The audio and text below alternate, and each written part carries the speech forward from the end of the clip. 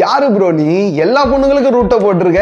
எல்லா பொண்ணுங்க மேலயும் கமெண்ட்ஸ் பாஸ் பண்ணாரு. What bro, it's very wrong bro. இந்த ப்ரோ என்ன பண்ணிருக்காரு, வா தமிழா வா ஷோக்கு வந்த எல்லா பொண்ணுங்களுக்கும் ரூட்ட போட ட்ரை பண்ணிருக்காரு. ஒரு பொண்ணை பார்த்து பரு நல்லா இருக்குன்னு சொல்லி இருக்காரு, இன்னொரு பொண்ணை பார்த்து பாட்டு பாடி இருக்காரு, இன்னொரு பொண்ணை பார்த்து பக்கத்துல உட்கார சொல்லி இருக்காரு. இப்போ இங்க உட்காருங்க.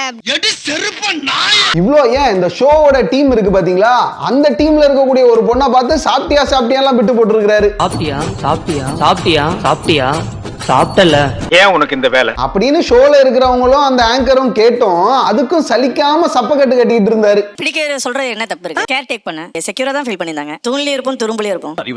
என்ன பண்ண சார்?